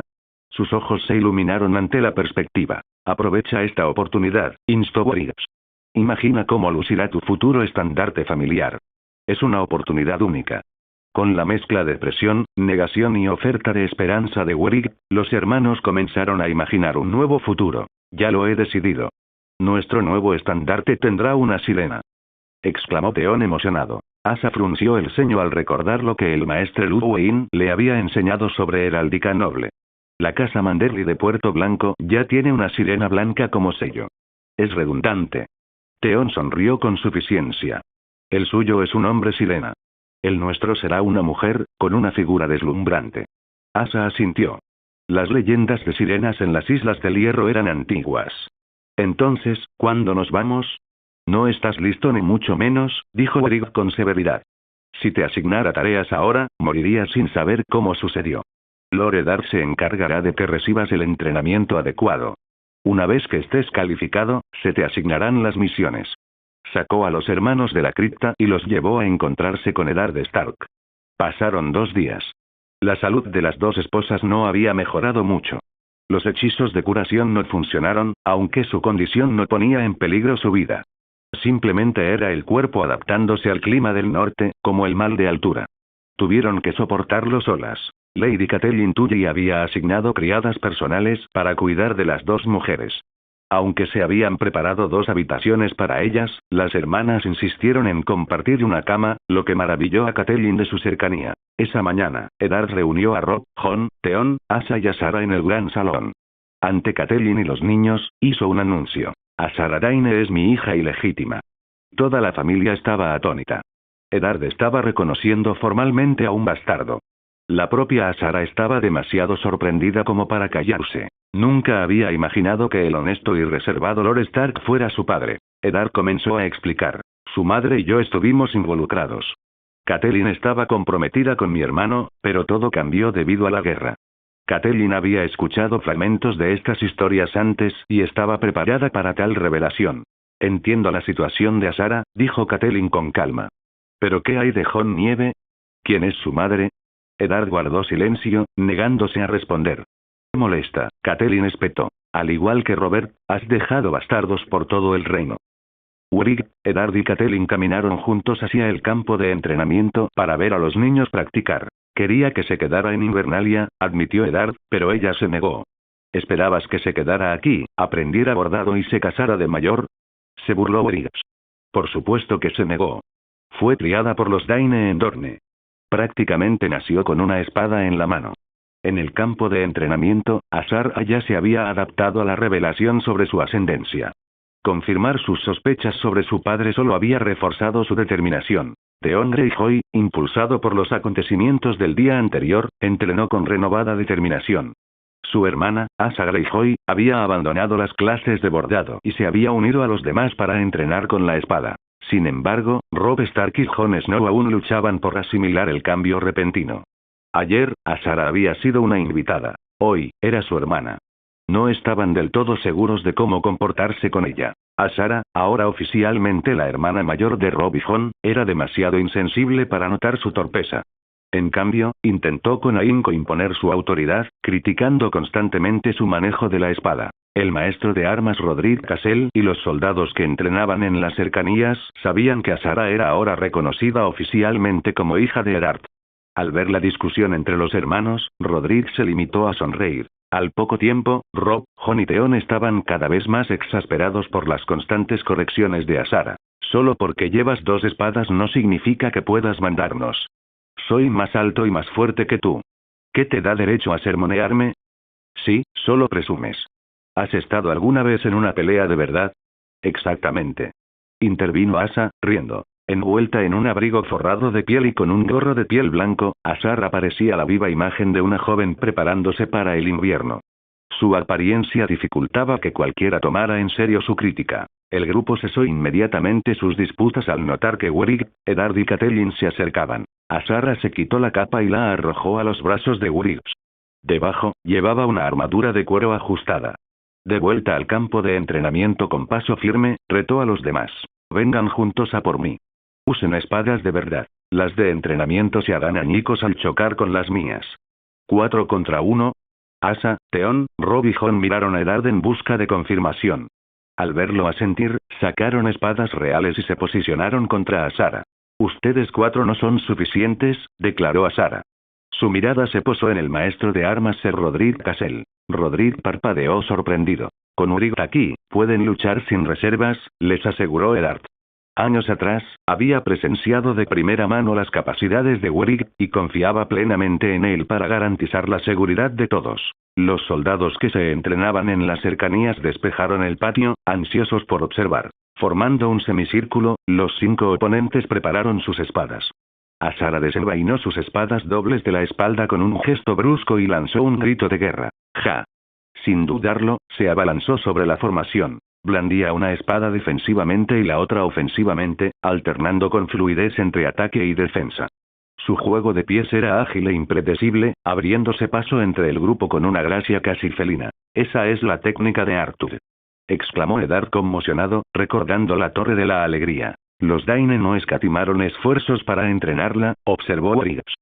Sin que él lo supiera, los Daine creían desde hacía tiempo que Azara era hija de Robert, razón por la cual habían invertido tanto en su crianza. ¿Ha matado antes?, preguntó Eddard vacilante. Más de uno, respondió Urig con calma. Eddard frunció el ceño profundamente, preguntándose si el tiempo de Azara con Urig había sido una bendición o una maldición. Azara no tardó en adaptarse a los estilos de lucha de los demás. Sin contenerse, desarmó a los 4 niños y se concentró en Sir Roderick. Rápidamente le atravesó la palma y el hombro antes de hacer lo mismo con sus oponentes más jóvenes, uno por uno. Urig se adelantó de inmediato para curarlos.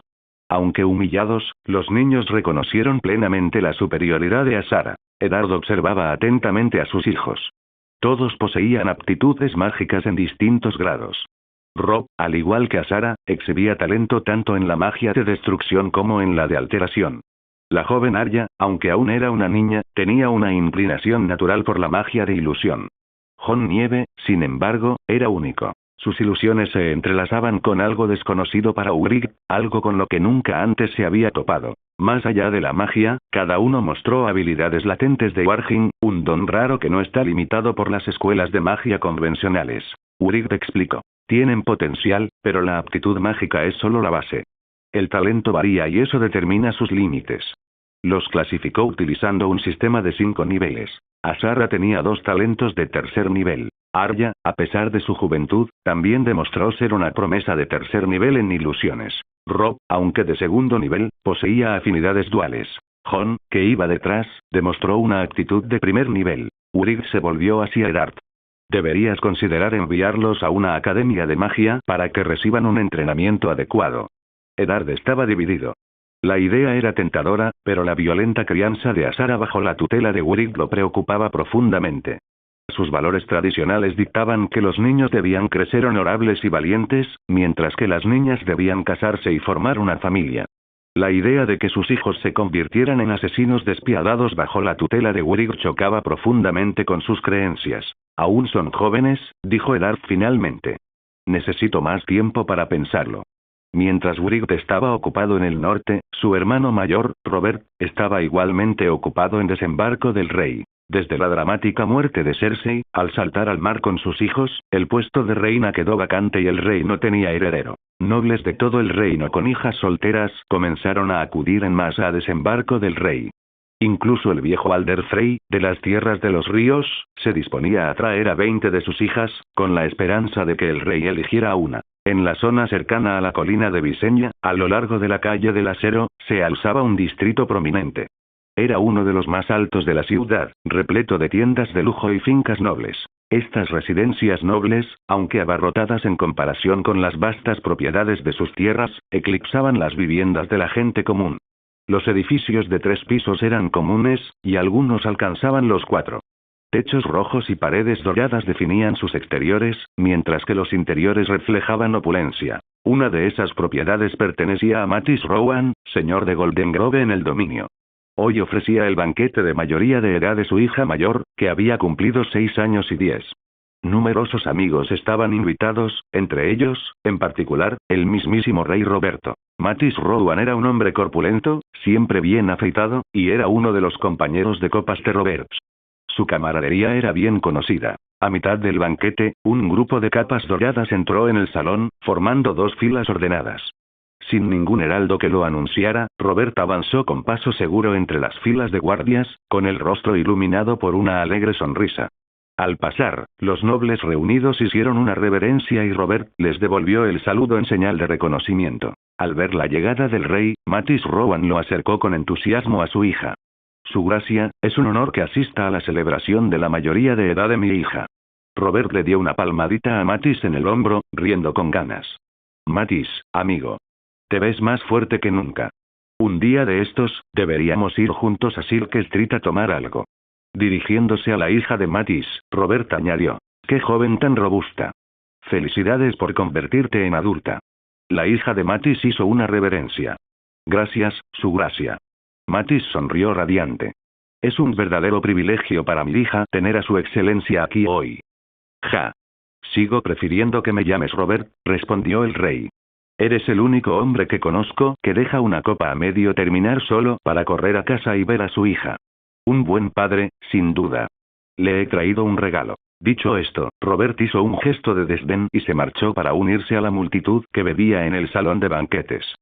Sir Barristan Selmy, de la Guardia Real, entregó rápidamente los regalos. Un surtido de finas joyas y sedas. Ni siquiera preguntó el nombre de mi hija antes de irse, murmuró Mattis, negando con la cabeza mientras se giraba hacia su hija. Adiós al esfuerzo que pusimos en vestirte. Suspiró. Parece que a Robert no le gustan las chicas fuertes. Como anfitrión, Mattis Rowan conocía perfectamente las verdaderas intenciones de muchos asistentes. Algunos incluso habían llegado sin invitación. Sin embargo, tras aceptar sus regalos, estaba obligado a agasajarlos. Mientras tanto, Robert estaba en su salsa. Con una copa de vino en la mano, charlaba amablemente con dos mujeres. A medida que la conversación se animaba, sus manos inevitablemente se dirigían a sus cinturas. Al poco rato, dos damas más jóvenes y radiantes, con vestidos rojos, se unieron al grupo. En un instante, las manos de Robert se posaron en las cinturas de estas nuevas compañeras, abandonando por completo a la primera pareja. Nadie se atrevía a escuchar a escondidas la conversación del rey, limitándose a susurrar sobre las dos nobles viudas con vestidos rojos. Mientras tanto, la Guardia Real permanecía estoica, de espaldas al rey, observando atentamente el entorno. Cuando terminó el banquete, Robert regresó a la Fortaleza Roja acompañado de las dos damas de rojo. Fuera de los aposentos del rey, los miembros de la Guardia Real tomaron sus posiciones. Sir Barristan Selmy conversaba en voz baja con el miembro más reciente de la Guardia Real, Lyn Corbray. Lyn Corbray, un noble del valle, tenía el pelo largo y castaño y una apariencia sorprendentemente atractiva. Sin embargo, era famoso por su desinterés en las mujeres.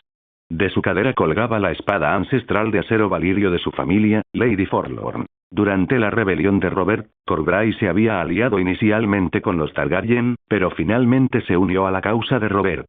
En la batalla del Tridente, alcanzó gran renombre al matar a Sir Lewin Martell, miembro de la Guardia Real del Rey Loco. Sin embargo, este acto sembró el resentimiento entre los Martell, ya que Lewin había sido tío de Doran y Oberyn Martell. Si bien una muerte en el campo de batalla debería haberse considerado un final honorable, el posterior asesinato de la princesa Elia y sus hijos a manos de Gregor Clegane alimentó el resentimiento persistente de Dorne. Para mantener la paz, Robert había enviado a Lyn Corbray de vuelta al valle con una compensación económica. No fue hasta hace poco, cuando la montaña fue entregada a Dorne como muestra de buena voluntad, que las relaciones entre la casa Baratheon y la casa Martell comenzaron a mejorar. Poco después, Jon Arryn, al tanto de las vacantes en la Guardia Real, escribió a Lyn Corbray invitándolo a unirse a sus filas. Lyn aceptó sin dudarlo, llevando a Lady Forlorn a desembarco del rey y jurando sus votos ante el rey Robert. Barristan comentó. Los Rowan no tuvieron ninguna oportunidad esta noche. Lyn sonrió con suficiencia. El rey ha tenido mucha suerte últimamente. Todos los nobles parecen ansiosos por presentarle a sus hijas. Tiene muchísimas opciones. Barristan respondió. Sin reina ni heredero legítimo, todos ven una oportunidad. Pero esas viudas de adentro no llegarán muy lejos. Por ley, la reina debe ser soltera. Lyn rió entre dientes. A esas mujeres no les importa ser reinas. Acostarse con el rey es recompensa suficiente. Solo los beneficios valen la pena.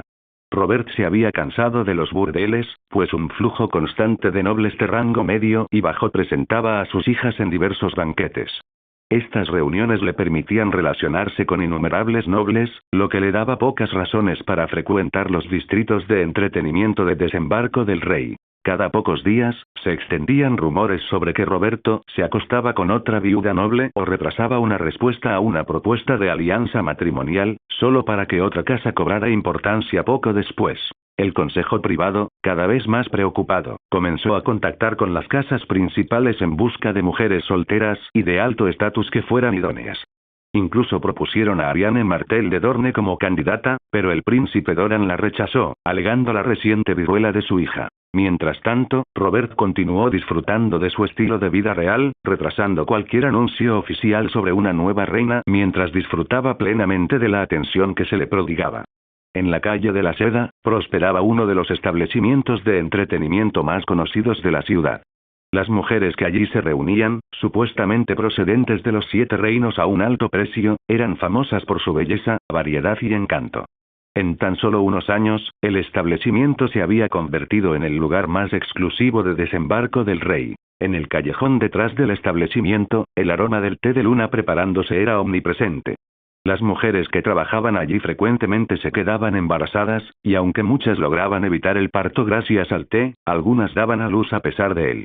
Estos niños se criaban colectivamente en el establecimiento, y a menudo trabajaban dentro del establecimiento una vez que tenían la edad suficiente para servir bebidas o limpiar. Su futuro era incierto. Los niños podían encontrar trabajo en la ciudad o unirse a la guardia de la ciudad, mientras que las niñas a menudo continuaban con su negocio. Otras, menos afortunadas, podían sucumbir a enfermedades o dificultades antes de llegar a la edad adulta. Un hombre gordo y barbudo caminaba por el callejón con una jarra de vino en la mano.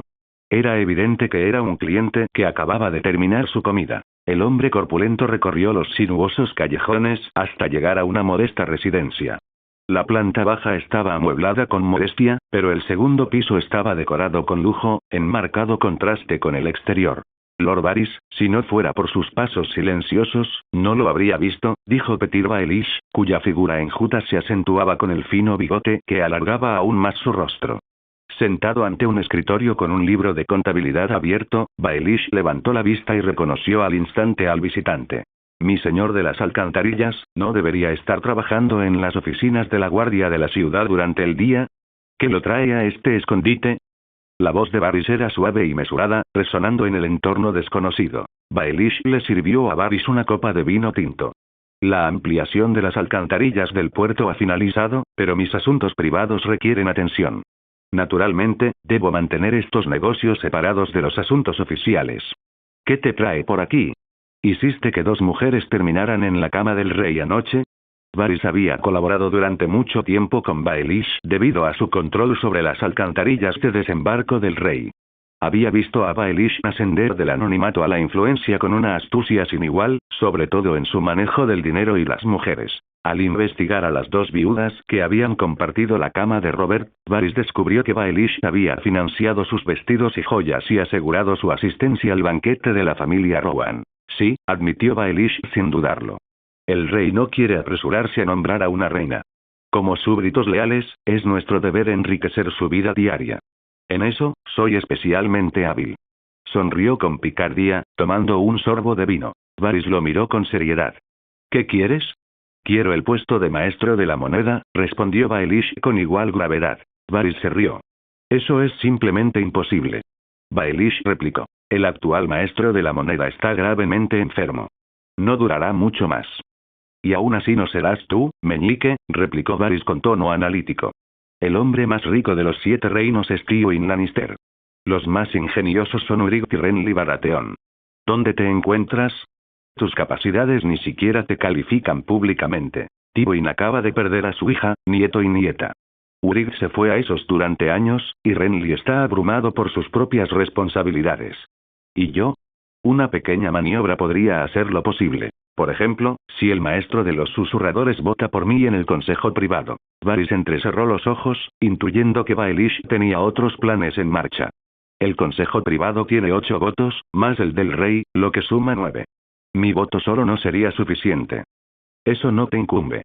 Solo necesito tu apoyo, dijo Baelish, levantando su copa hacia Varys. Hay candidatos más ricos que tú, comentó Varys mientras hacía girar su vino. Ser maestro de la moneda no se trata de riqueza personal, respondió Baelish con una sonrisa inquebrantable. Se trata de generar riqueza para todos los demás. Varys consideró esto por un momento antes de tomar su vaso y chocarlo contra el de Baelish. Según el plan original, Nymeria, Tiene, Davos Eoward y sus hijos debían visitar el muro. Sin embargo, las dos damas enfermaron y tuvieron que quedarse en Invernalia para recuperarse. Ahora, solo Warwick, Davos y los hijos de Davos continuaron el viaje hacia el norte. Cuanto más se viajaba al norte de Poniente, más frío se volvía el clima. Para cuando el grupo de Warwick llegó a la zona cercana al muro, la tierra estaba cubierta de blanco. Al llegar al Castillo Negro por el camino real al anochecer, fueron recibidos por Jeor Mormont, el 997 Lord Comandante de la Guardia de la Noche, quien organizó el alojamiento para Davos y sus hijos e invitó a Warwick a charlar en la sala de reuniones. Viajando por este lugar Davos y su grupo debe ser bastante caro, comentó Warwick. Este es un bastión militar de la Guardia de la Noche, respondió Jeor con una sonrisa. Quienes vinieron aquí son miembros de la Guardia o traen suministros. No hay que pagar entrada. Ambos hombres estallaron en carcajadas. Aunque Warwick había donado suministros en nombre de Davos y sus compañeros, él mismo llegó con una carta de presentación del rey Robert, dejando a la Guardia de la Noche sin poder cobrarle nada. Jeor, con el cabello y la barba completamente blancos, tenía una impresión favorable de Warwick. Su propio hijo, Jorah Mormont, había prosperado bajo el cuidado de Warwick, con un negocio floreciente y una vida ahora cómoda. Jorah incluso era abuelo, y Jeor le había legado oficialmente la espada de acero valirio de la familia, Garra Larga, el año pasado. ¿No tienes frío?, preguntó Jeor, mirando a Warwick. Para nada. ¿No ves las 3 bolas de fuego detrás de mí?, respondió Warwick, todavía vestido con una túnica dorada. 3 esferas llameantes flotaban tras él desde que dejó Invernalia, proporcionándole calor y a la vez potenciando el flujo de su energía mágica. Este doble efecto le permitía soportar las gélidas temperaturas del muro con solo una túnica exterior y un forro interior, aunque no era ni de lejos tan efectivo como los métodos de la sacerdotisa roja, que no requerían fuentes de calor externas. La sacerdotisa roja podía vagar más allá del muro con gran parte del pecho al descubierto, empleando ciertas técnicas de magia de fuego exclusivas de los seguidores del Señor de la Luz.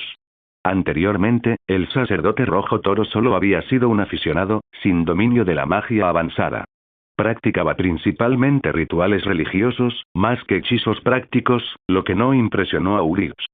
Solo había obtenido conocimientos superficiales de toros. En el sistema de The Elder Scrolls que Warwick había adaptado, incluso un personaje de nivel máximo perdía resistencia y salud en climas fríos. El hechizo de magia de fuego capa de llamas podía crear una capa protectora de fuego alrededor del cuerpo para brindar calor, pero su alto coste de maná lo hacía impráctico para cualquier cosa que no fuera el combate. Durante su estancia en el norte, Warwick había estado investigando continuamente métodos para resistir el frío con mayor eficacia. Mañana al amanecer me dirigiré al otro lado del muro, anunció Warwick. ¿Cuántos hombres necesitarás para protegernos?, preguntó Jeor. Ninguno. Iré solo y no hace falta abrir las puertas. Saltaré del muro, respondió Warwick. Jeor se quedó atónito por un momento, pero se abstuvo de preguntar más. Los asuntos relacionados con los magos a menudo escapaban a su comprensión. Este año se han unido a la Guardia de la Noche más hombres que el año pasado, por docenas. ¿Por qué aumenta año tras año? Warwick sonrió levemente. A medida que el reino se enriquece, también crece el número de ladrones y bandidos. El año pasado, envié personalmente a más de 20. Jeor Mormont claramente no se refería a eso. Puede que la cantidad haya aumentado, pero los suministros enviados desde los reinos todavía se basan en cuotas establecidas hace una década. Los hermanos comen menos, lo que nos obliga a enviar partidas de caza más allá del muro. Hace poco, incluso tuvimos una escaramuza con los salvajes. ¿La Guardia de la Noche sufrió alguna pérdida?, preguntó Warwick. Afortunadamente no hubo muertos, pero varios hermanos resultaron heridos. Incluso nos faltan suministros médicos, respondió Jeor. Hablaré con el rey a mi regreso, le aseguró Warwick. Hay que ajustar las cuotas de suministros de la Guardia de la Noche. Como viajero de otro mundo y espectador de la serie de televisión, Warwick comprendió la importancia de apoyar las necesidades razonables de la Guardia. También pretendía proponer un aumento de personal en los demás castillos a lo largo del muro y sugirió que Robert enviara más criminales. A menos que sus crímenes fueran realmente atroces, se podrían minimizar las ejecuciones o amputaciones. En nombre de todos mis hermanos, te lo agradezco. Ja ja ja. La risa cordial de Georg le hizo temblar la barba. Urik no había visto al maestre Aemon, probablemente debido a su avanzada edad. A menos que algo urgente requiriera su atención, Aemon no se aventuraba a salir de su habitación. Transmítele un mensaje al maestre Aemon de mi parte, pidió Urik.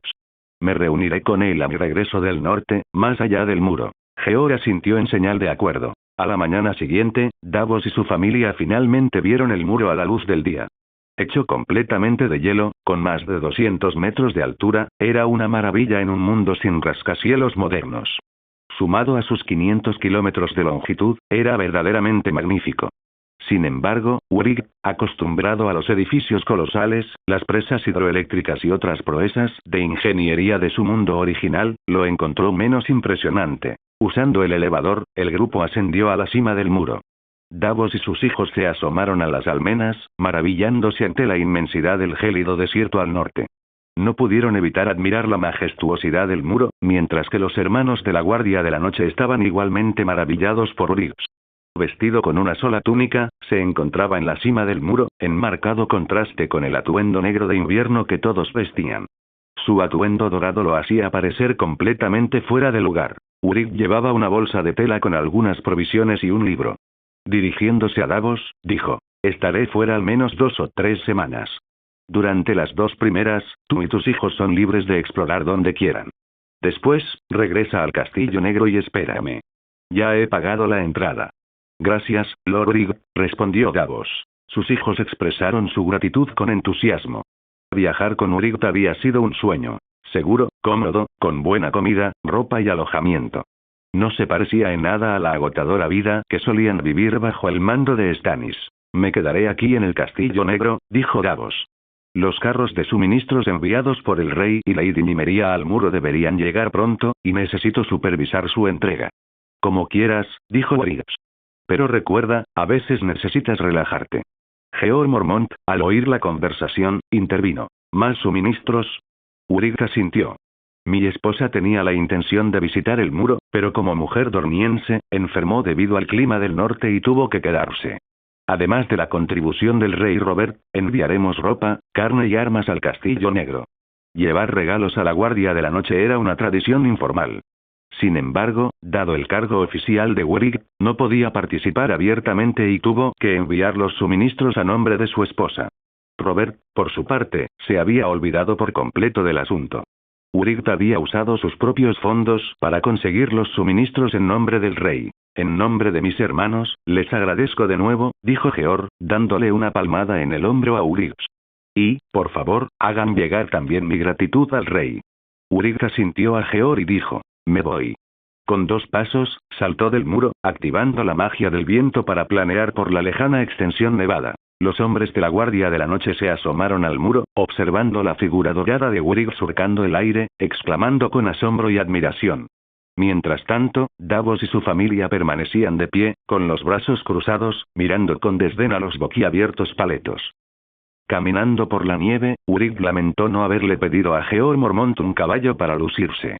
De no ser por su excepcional resistencia, podría morir de hambre incluso antes de llegar al Vidente Verde. Un cuervo lo preciaría. La influencia del Vidente Verde había ahuyentado a los animales salvajes, dejando el sendero en un silencio inquietante. La nieve se hizo más densa, elevándose más allá de los muslos de Urik mientras avanzaba con dificultad. El viaje de Urik estaba planeado. Tenía un acuerdo para encontrarse con el Vidente Verde. El Vidente Verde era similar a un mago en este mundo, capaz de ver el pasado y el futuro de una persona, y usar habilidades de Warging para controlar animales. Sin embargo, su avanzada edad lo dejaba inmóvil, obligándolo a viajar por el mundo indirectamente a través de animales que controlaba a distancia. Inicialmente, hubo malentendidos entre ambos. Pero tras observar a Urik a través de sus singulares métodos, el Vidente Verde determinó que Urik no representaba una amenaza. Un cuervo con un mensaje había llegado hasta Urik, iniciando así su correspondencia. Urik, reconociendo el poder y la falta de hostilidad del Vidente Verde, no vio motivo para antagonizar a alguien con tan vastos conocimientos y habilidades. Durante el viaje, Urik consideró usar magia de conjuración para invocar al caballo esquelético, Arbat. Sin embargo, la apariencia de la criatura era inquietante. Su cuerpo estaba hecho completamente de huesos violetas, con fuego púrpura del alma titilando en su cabeza y cola. Parecía aún más inquietante y malévolo que un caballo muerto resucitado. También contempló invocar a sus otros aliados no muertos. Guerreros esqueléticos, brumosos y furiosos. Un ejército completo de no muertos de tonos púrpura. Pero descartó la idea rápidamente. Si el cuervo del vidente verde lo veía conjurar tales horrores, este podría priorizar la eliminación de Wright antes que enfrentarse al Rey de la Noche. Otra preocupación crítica era el origen de Arbak. El caballo esquelético provenía del túmulo de las almas, un reino separado repleto de almas inquietas. Incluso en el universo de The Elder Scrolls, era un reino de muerte y peligro. Invocar a Arbak aquí suponía el riesgo de crear una conexión entre el túmulo de las almas y el mundo de Poniente, una posibilidad que podría desatar seres mucho más aterradores que los caminantes blancos. Aunque el riesgo era bajo, Wright había evitado probarlo hasta el momento. Pero ahora, frente a la nieve interminable y al agotamiento que se avecinaba, Wright decidió arriesgarse. La magia púrpura brilló ante él, y un sigilo, imbuido de una energía mortal y siniestra, se formó en la nieve. Lentamente, emergió un caballo esquelético envuelto en llamas violetas. En lo alto, el cuervo que lo guiaba se precipitó bruscamente sobre la nieve. El vidente, sobresaltado por la repentina aparición de Arbak, cortó la conexión y se giró para mirar hacia el futuro. Wright montó el caballo esquelético, sintonizando cuidadosamente sus sentidos con las energías mágicas circundantes. Nada parecía extraño. Ninguna señal de intrusión demoníaca ni perturbaciones provenientes del túmulo de las almas. Con Arbak llevándolo, la velocidad de Wright aumentó significativamente. Pronto, el cuervo se unió a él, volando en círculos mientras la tormenta de nieve se intensificaba. Cuanto más al norte se dirigía, más intensa se volvía la ventisca.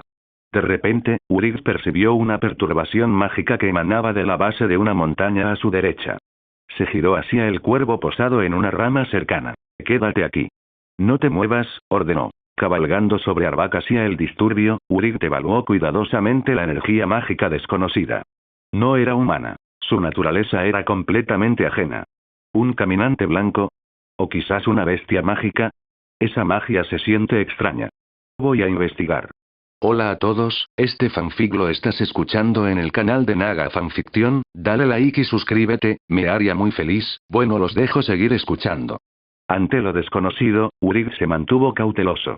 Muchos aventureros audaces habían encontrado su fin por descuido. Montado en su corcel esquelético, Arbak conjuró una espada larga de hielo en su mano, listo para el combate en cualquier momento. La ventisca oscureció su visión, obligándolo a confiar en la energía mágica que guiaba su camino. De repente, una figura humanoide surgió de la nieve. Su armadura estaba forjada en hielo sólido, dejando gran parte de su piel pálida y arrugada expuesta al viento implacable. En su mano, blandía una lanza cristalina, apuntándola directamente a Wright. Un caminante blanco. Los caminantes blancos eran una raza humanoide inteligente. Según la clasificación de Wright, pertenecían a los no muertos. Su piel estaba marchita y pálida, y sus ojos azules brillaban tenuemente con una luz mágica y misteriosa, similar a diminutas estrellas azules. Poseían la aterradora habilidad de reanimar cadáveres para la batalla. La Guardia de la Noche los llamaba espectros. Bajo la influencia mágica, los cadáveres reanimados no se descomponían y conservaban su forma física. Al igual que sus creadores, sus ojos emitían el mismo brillo azul gélido. Como seres no muertos, los caminantes blancos estaban naturalmente adaptados a la naturaleza gélida y eran expertos en la magia de hielo. Sin embargo, a pesar de su aparente fuerza, tenían debilidades notables. Temían al fuego y eran menos ágiles en comparación con los fuertes guerreros humanos. Sus armaduras y armas, fabricadas con hielo encantado, eran formidables, capaces de romper el metal al contacto. En contraste, los espectros que criaban eran implacables. Si bien no eran tan ágiles como los humanos, los espectros cargaban sin importar las heridas, arrastrándose hacia adelante incluso con extremidades amputadas. Los caminantes blancos eran incapaces de reproducirse de forma natural y dependían de sacrificios humanos para crear más de su especie. Algunas tribus salvajes del norte veneraban a los caminantes blancos, ofreciéndoles bebés periódicamente. Su enigmático líder, el Rey de la Noche, estaba rodeado de mitos y leyendas. Este caminante blanco en particular patrullaba por orden del Rey de la Noche, buscando cadáveres para reanimar. Por casualidad, se topó con Wright, montado en un corcel esquelético púrpura y acompañado por 3 orbes flotantes de fuego mágico. Presintiendo que algo andaba mal, el caminante blanco liberó su control mágico sobre los espectros y se enterró en la nieve para observar. Sin la influencia del caminante, los espectros se desplomaron en cadáveres sin vida, esparcidos por la nieve. Así que sí es un caminante blanco, exclamó Brig, asombrado. Era la primera vez que se topaba con una criatura así. Mediante su percepción mágica, calculó el poder del caminante. No se acercaba ni de lejos al de Renly Baratheon, solo la mitad. Además, sus talentos residían principalmente en la magia de conjuración y destrucción. Interesante, pensó Brig. Podría valer la pena estudiarlo. Una vez que una persona muere, debe ser enterrada como es debido y dejada descansar. Los vivos tienen un miedo innato a los muertos. Si resucitan, van contra natura, murmuró Brig mientras se preparaba para probar la fuerza del caminante blanco, cabalgando hacia él. El caminante blanco lanzó un grito estridente, advirtiendo a Brig. Al darse cuenta de que Brig también podía crear armas de hielo y se dirigía hacia él, supo que la batalla era inevitable. De inmediato, usó magia para despertar a los espectros cercanos. Brig vio a los espectros, ocultos bajo la nieve, ponerse de pie lentamente. Sin la influencia mágica del caminante blanco, Brig no podía detectarlos con sus sentidos mágicos. Eran solo cadáveres comunes enterrados en la nieve. Sin embargo, una vez que pudo verlos, pudo usar su propia magia de invocación para controlarlos, compitiendo con el caminante por el control de los cadáveres reanimados. Cuando los espectros se pusieron de pie, la nieve bajo ellos se aflojó y la mano de Brig comenzó a brillar con magia de invocación azul. Uno de los espectros estaba ahora bajo su control. Cuando el caminante blanco completó su transformación de todos los cuerpos circundantes en espectros, se dio cuenta de que uno de ellos había sido influenciado por otra fuerza mágica. El control de Brig. Ah. SSSSS. Chilló el caminante blanco. En medio del viento aullante y la nieve, Brig escuchó el chillido y declaró: entonces, comencemos la batalla. Brig lanzó un hechizo de disipación mágica para desterrar a los no muertos de los espectros. Sin haber encontrado nunca criaturas no muertas, este era su primer intento.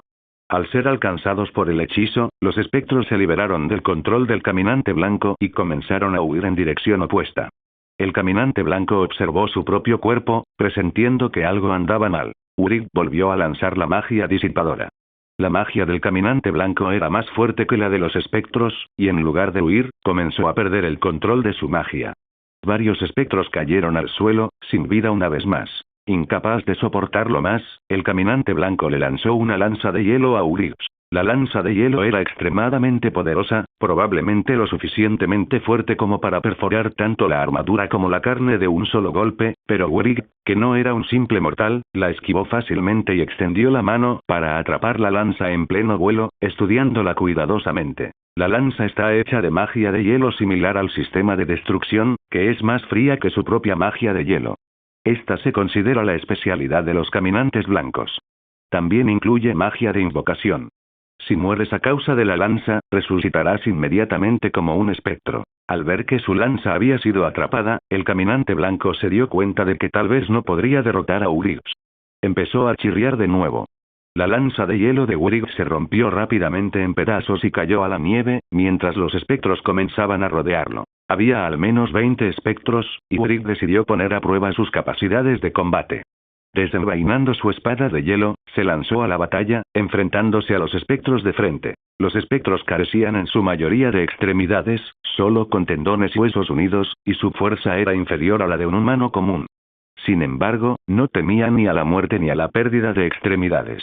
Un solo brazo les bastaba para seguir moviéndose. Para Brig, abatir a estos espectros era como cortar el césped.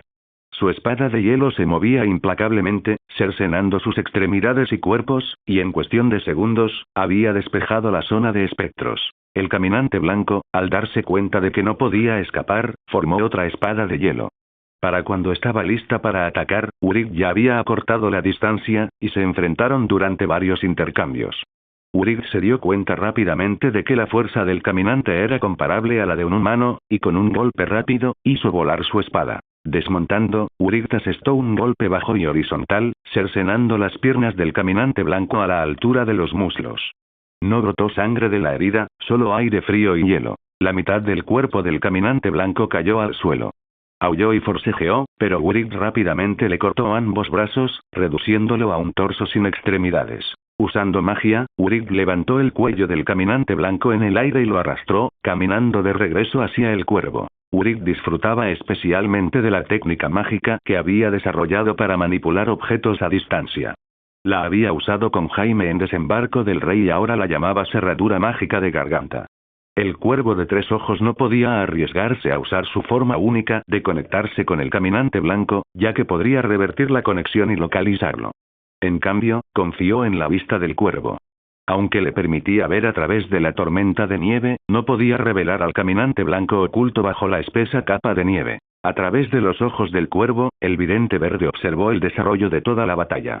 Fue limpia y eficiente, pero lo que lo desconcertó fue que tanto Urig como el caminante blanco usaron magia de hielo y magia de invocación, lo que le dejó con muchas preguntas. Urig llegó al árbol donde se había posado el cuervo y arrojó el cuerpo del caminante blanco a la nieve. Luego comenzó a experimentar con varios hechizos mágicos en la criatura, comprobando sus efectos.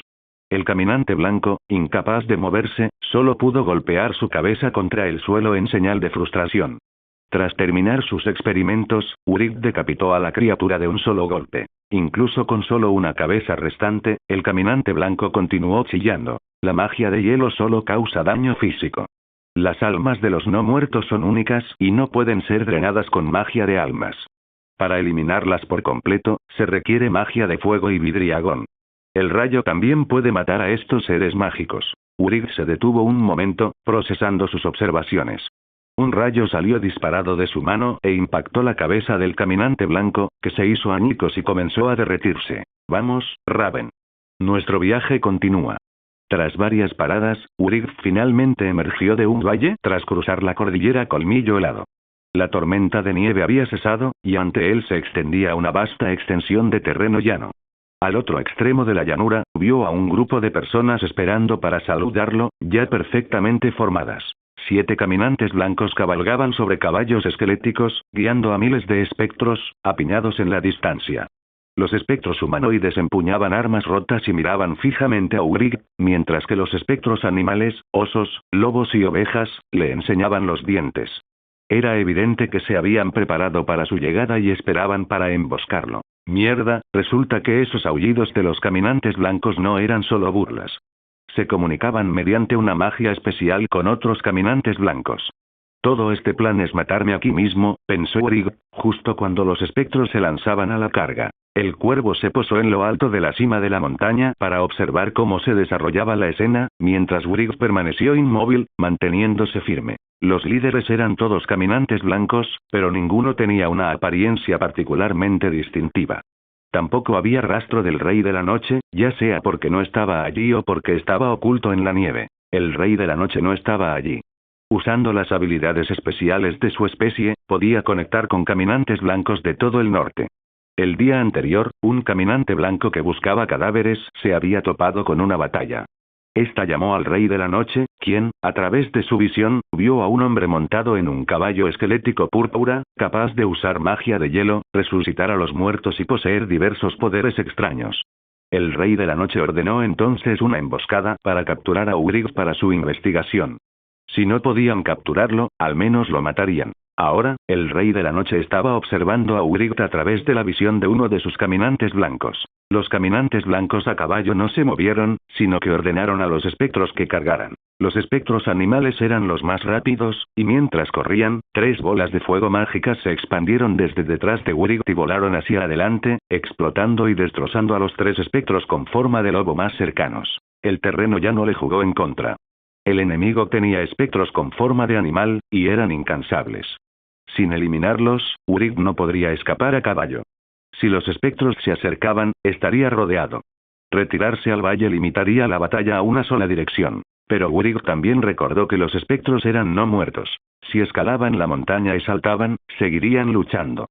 Volvería a estar rodeado. Aprovechando el terreno del valle, Urig planeó esperar a que los espectros se reunieran para luego desatar un rugido de dragón y matar a muchos a la vez. Pero había tantos espectros, y no tenía ni idea de si llegarían refuerzos. El rugido de dragón consumía demasiado maná, y si llegaban refuerzos, se quedaría sin energía rápidamente. Por lo tanto, decidió centrarse en matar a los caminantes blancos. Urig invocó una lanza de hielo y activó el hechizo capa relámpago. Tanto su cuerpo como la lanza quedaron rodeados por un relámpago crepitante. Reuniendo toda la magia del rayo en la lanza, Wright apuntó a uno de los caminantes blancos a caballo, ajustando su postura. ¡Ja! Con casi 8 veces la fuerza de una persona promedio, Wright lanzó la lanza de hielo, cargada con rayos. Antes de que el caminante blanco pudiera reaccionar, la lanza lo impactó. El caminante blanco, alcanzado por la lanza de hielo, salió despedido de su caballo, impulsado por la fuerza de la lanza. Si bien el hielo en sí no le causó mucho daño, la magia del rayo de la lanza quemaba su cuerpo sin cesar, incluso alterando su magia interna. El caminante blanco gritó de dolor en el aire. ¡Ja! Siseo. Y antes de tocar el suelo, se hizo añicos, completamente destruido. Los espectros que cargaban perdieron inmediatamente alrededor de una séptima parte de su número, aplastados por los espectros que se acercaban por detrás. La técnica mágica combinada aprendida de los caminantes blancos fue realmente efectiva. Tras la muerte del caminante blanco, los espectros vinculados a él mediante magia perdieron el control temporalmente hasta que otro caminante blanco pudo tomar posesión de los cuerpos. Wright preparó rápidamente otra lanza de hielo, lista para lanzarla, pero los 6 caminantes blancos restantes ya habían montado sus caballos y se habían escondido tras las rocas. Incluso saben cómo esconderse. Esto va a ser problemático. Wright imitó a los caminantes blancos, usando hielo para formar una simple armadura sobre su ropa, protegiendo sus brazos, torso, pecho, entrepierna, muslos, parte inferior de las piernas y zapatos con una armadura de hielo. Lanzó la lanza y luego conjuró un enorme espadón de hielo a 2 manos, activando de nuevo su capa relámpago, que crepitaba con electricidad. Cargó contra el ejército de espectros, dirigiéndose hacia los escondites de los caminantes blancos. La lanza, imbuida de relámpagos, atravesó a un espectro con forma de oso y continuó abriéndose paso entre los siguientes, aproximadamente 20 espectros, antes de perder impulso. Los espectros atravesados por la lanza se hicieron añicos por la fuerza, y el relámpago saltó para prender fuego a los espectros cercanos. La mayoría se desplomó a los pocos pasos, creando una pequeña zona despejada. Wright montó su caballo, Arbak, y corrió hacia la abertura. Antes de que los espectros pudieran rodearlo, lanzó una bola de fuego explosiva, creando otra pequeña abertura. Los espectros que lo rodeaban no mostraron ninguna reacción emocional ante la destrucción de sus camaradas. Eran meros títeres, controlados por magia, y simplemente seguían cargando contra Wright dondequiera que estuviera. Arbak, el caballo esquelético, no temía morir, pero si resultaba gravemente herido, regresaba a su mundo original. Por ahora, Wright solo podía seguir cargando contra el ejército de espectros, abatiéndolos con su mandoble y, ocasionalmente, lanzando bolas de fuego explosivas para despejar el camino. De repente, 3 lanzas de hielo volaron hacia él. Wright las bloqueó rápidamente, pero una de ellas le atravesó el pecho, atravesando su armadura de hielo y dejándole una herida sangrante. Wright cayó de su caballo y se estrelló contra el suelo. A los espectros se acercaron, con las armas desenvainadas, pero no atacaron a Arbak. Algunos aún tenían algo de garganta y emitieron un sonido desgarrador. Wright se levantó rápidamente, blandiendo su mandoble en amplios arcos. Los cuerpos de los espectros eran frágiles, y un solo golpe podía atravesar a 5 o 6 a la vez. Tras unos cuantos cortes amplios, los huesos volaron en todas direcciones y el rayo de su espada volvió a saltar. El área a su alrededor quedó despejada al instante. Sin embargo, el poder mágico del rayo se había agotado, y ya no había arcos eléctricos que saltaran de la espada de hielo. Aprovechando el momento antes de que los espectros pudieran rodearlo por completo, Wright lanzó rápidamente un hechizo curativo para detener el sangrado de la herida de su pecho. Wright continuó cortando a los espectros con su espada, pero sin el apoyo de la magia del rayo, los espectros restantes, a medio cuerpo, lograron acercarse, blandiendo espadas y cuchillos para intentar golpearlo en las piernas. La armadura de hielo podía resistir los ataques de los espectros normales, pero no era indestructible. Los espectros solo lograron desprendimientos de pequeños fragmentos de la armadura de hielo, pero el ataque constante lo estaba agotando. Con el tiempo, ni siquiera la armadura de hielo aguantó. SHHH. SHHH. Los caminantes blancos, al ver a Wright rodeado y herido, alzaron sus lanzas de hielo como si celebraran su caída.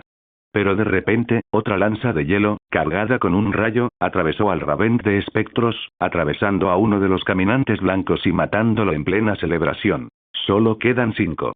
Esto no era un juego de matar zombies. Los caminantes blancos restantes tenían una inteligencia comparable a la de los humanos, y su resistencia física y poder mágico eran limitados. Si Urik no los derrotaba pronto, llegarían refuerzos y estaría en serios problemas. Urik decidió dejar de contener su magia. Aprovechando el momento en que muchos espectros cayeron al suelo, cargó contra los caminantes blancos restantes, corriendo mientras respiraba hondo. Fusroda. La fuerza del grito, capaz de derribar las murallas de la ciudad, emanó de la boca de Urik. Los espectros, inaudibles, continuaron avanzando, impulsados por las órdenes de los caminantes blancos. Sin embargo, mientras la magia emanaba de Urik, los espectros continuaron avanzando, impasibles ante el sonido, pero atrapados por la onda expansiva. Los espectros más cercanos a Urik quedaron destrozados, destruidos por el poder de la ola. Arbat. El caballo esquelético galopó hacia él, y Urik montó rápidamente, cabalgando tras la ola de energía que avanzaba. Los espectros frente a él fueron aplastados, sus cuerpos pulverizados al ser impulsados hacia adelante por la onda expansiva.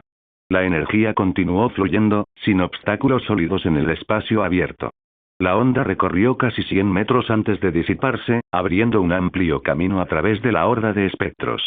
Al final del camino, una pila de cadáveres de espectros se alzaba a varios metros de altura, testimonio de la devastación causada. SHH. Los caminantes blancos restantes rugieron con furia. Pero Urik ya los tenía encima. Los 5 caminantes blancos ya no podían esconderse tras las rocas, obligados a enfrentarse a Urik en combate directo. Necesitaba derrotarlos rápidamente antes de que los espectros que estaban detrás de ellos se acercaran. El esfuerzo físico de luchar en el páramo helado ya estaba pasando factura. Los 5 caminantes blancos restantes llevaban armaduras de hielo similares a las de Urik. Ya no blandían lanzas, sino espadas de hielo, mientras cargaban contra Urik a caballo. Urik no pretendía entablar una pelea de espadas con ellos. Levantó la mano izquierda e invocó un escudo mágico, mientras que con la derecha conjuró una bola de fuego explosiva, lanzándola directamente contra uno de los caminantes blancos, matándolo al instante. La desventaja de la magia de fuego era su falta de precisión, pero a corta distancia, era la mejor arma contra los caminantes blancos. Gracias por ver el video. Aquí te dejo otras opciones que pueden interesarte.